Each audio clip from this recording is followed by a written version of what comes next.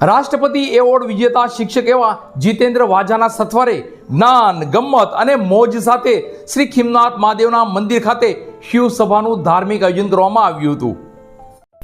જ્ઞાન, ગમ્મત અને મોજ સાથે હર રવિવારે યોજાતી શિવસભા આ રવિવારે પણ શ્રી ખીમનાથ મહાદેવના સાનિધ્યમાં યોજાઈ હતી.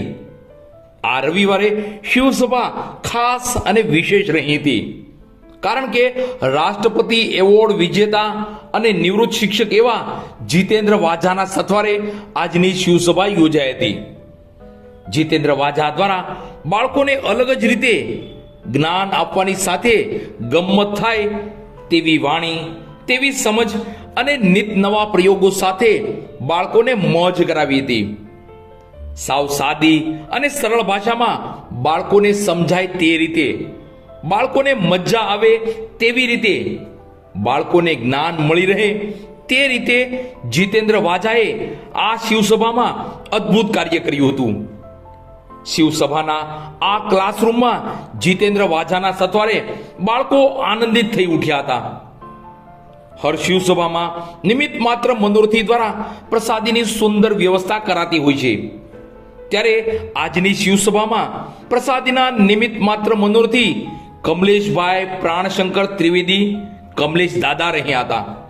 તેના દ્વારા બાળકોને મનભાવન સેવ ખમણની પ્રસાદીની સુંદર વ્યવસ્થા કરવામાં આવી હતી. તો પ્રસાદીમાં સેવા આપતા ભાઈઓની પણ સેવાને આ તકે બિરદાવાઈ હતી. શિવસભામાં પ્રસાદીના મનોરથી એવા કમલેશ દાદા અને રાષ્ટ્રપતિ એવોર્ડ વિજેતા એવા શિક્ષક જીતેન્દ્ર વાઝાનું શ્રી ખીમનાથ મહાદેવના સાનિધ્યમાં સન્માન કરવામાં આવ્યું હતું.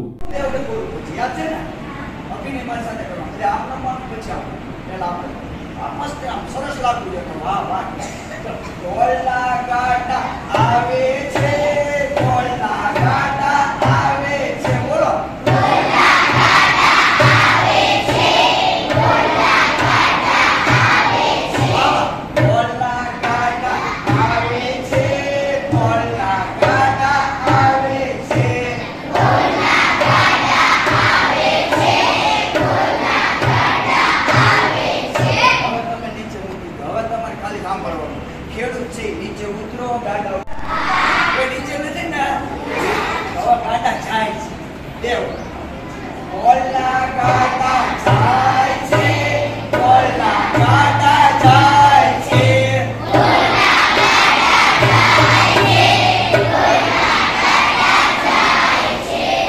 ઓલા ગાડા જાય છે, ઓલા ગાડા જાય છે.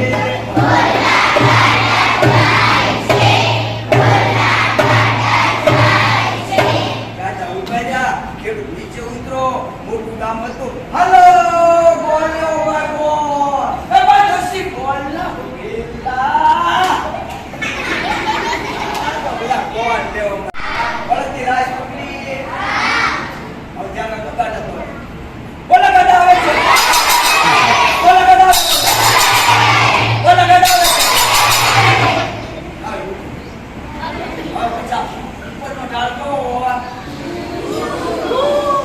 થાકી જાય ને, તમે થોડો કાળમાં તો થાકી જાઓ કે નહીં? તો હવે છે ને બળદ છે થાકી જાવ ધીમે ચડે ને. ચાલો રેડી,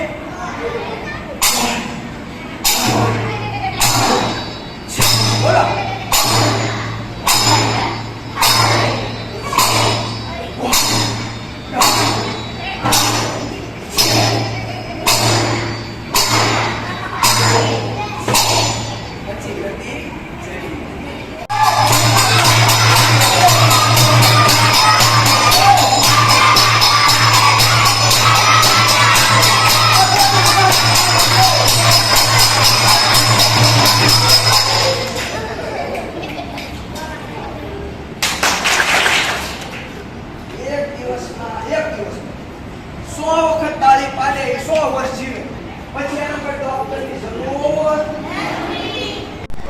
અને પોતે પણ એક શિક્ષક છે ને ટીચર છે. અને આજનો રવિવાર આપણી શિવસભાની અંદર સવારમાં વહેલામાં વહેલો ફોન કર્યો હોય તો ઉઠતા મને જીતો રાખી દીધો. એના માટે જોરદાર બાપુ આજે હું બાળકો પાસે આવું છું અને બાળકોને ખૂબ આનંદ, અને આપણે તો આનંદ માટે જ બાળકોને લાવીએ છીએ, જ્ઞાન સાથે ગમત.